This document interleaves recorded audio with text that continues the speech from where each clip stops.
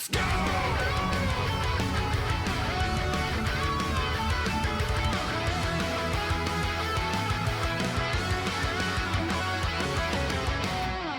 In a unique scenario, today of all days where we're not actually streaming on YouTube, I wanted to talk about multi-streaming and where the hell we're at. Why specifically today I'm not on the multi-stream bandwagon. So just as a heads up, I am actually committed to doing multi-streams from this point forward.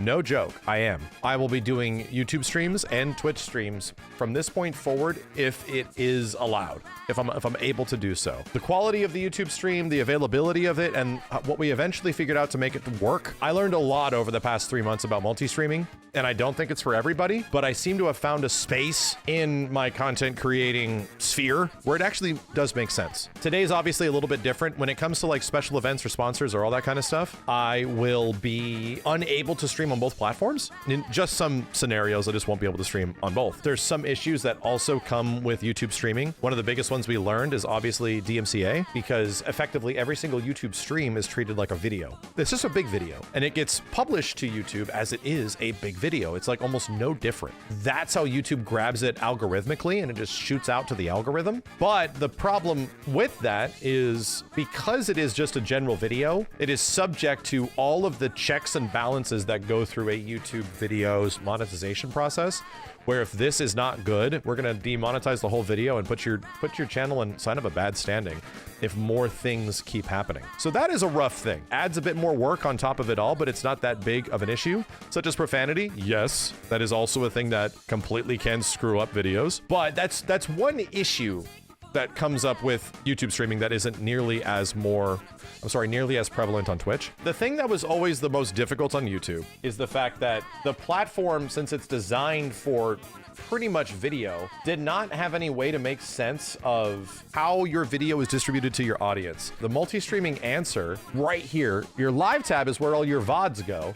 And before, all of these VODs were being thrown up under the videos tab or your subscriptions, which was a huge, huge, huge problem. I have found something that works and works just fine. And the fact that I can actually push my VODs on YouTube and have them not interrupt my subscriber content, because I don't want to like alienate my audience into being like a VOD site and stuff like that specifically.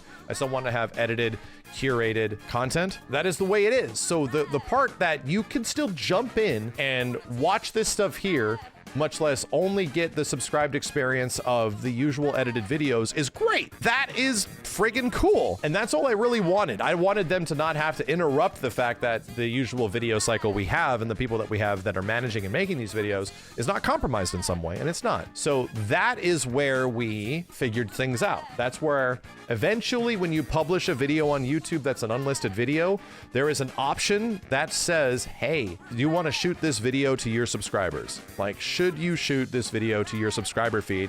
And you can unclick that and it gets sent specifically to the algorithm.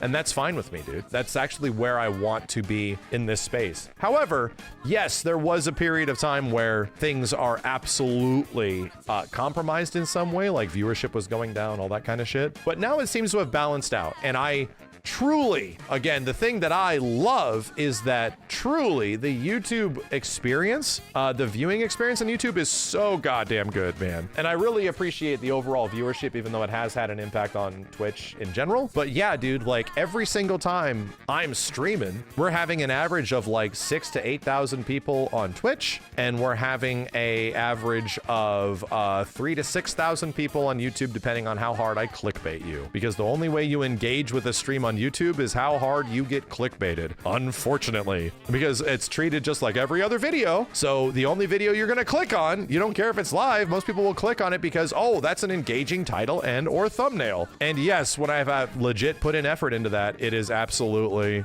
that way. So my average viewership per stream now is like anywhere between like 12 to 15K. And before it was like 9 to 10. So that's great. And I deeply appreciate everybody that's been tuning in for all that kind of stuff, you know, that's actually found a way to watch us live or have been unable to watch us live on Twitch now can actually do so on YouTube. So that's awesome. That means that that's something I want to keep.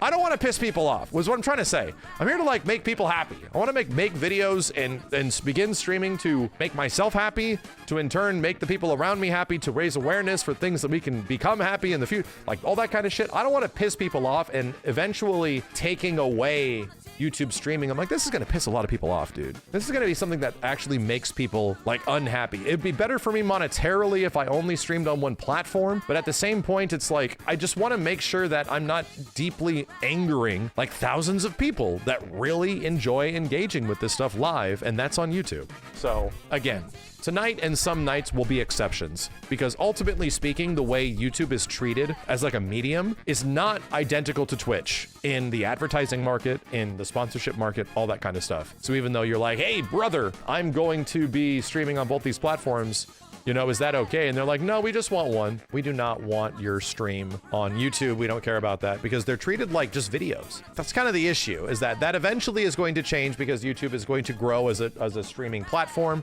There's a lot of stuff they still have to figure out. And, you know, I still do my best to engage with both the YouTube chat and the Twitch chat.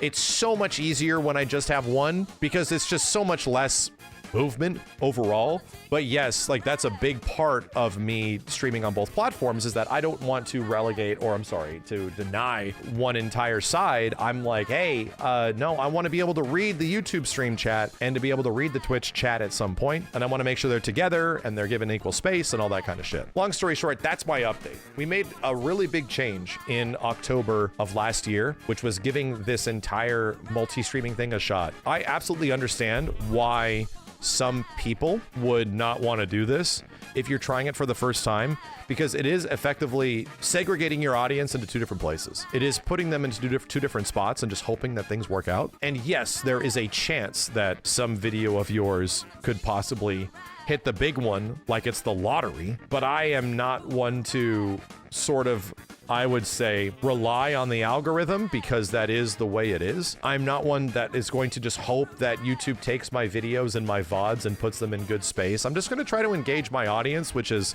not smart, and it's something that I'll eventually have to change. But still, I don't know if I want to commit to that. I don't know if I want to directly commit to that shit right now, just because relying on the algorithm to take a VOD and make it popular with all of the millions of other VODs is like, well, that's something that is going to be exclusive to really big channels with like 10 to 30,000 people watching them that already have really good engagement and are already just going to get more as a result. I don't want to run the lottery, is what I'm trying to say. I just want to still do the stuff that I enjoy doing and talk to people and being able to see them live in front of me on one side or the other. For all the people that are remaining subscribed on Twitch, I deeply appreciate it. For all the people that are sticking around on YouTube and becoming members and all that kind of stuff, I really deeply appreciate it. It means a lot. And the only reason I'm able to make that decision, the only reason I'm able to even come to the point where it's like, well, I can kind of take a hit in this spot and still execute the things I want to do by splitting it up, is because we've gotten so much support we have for over the years. Since we're in that spot to be there, I don't have to compromise everything on my end. We've effectively made it work out. I'm cool with it, you know? Now it's completely fine. So,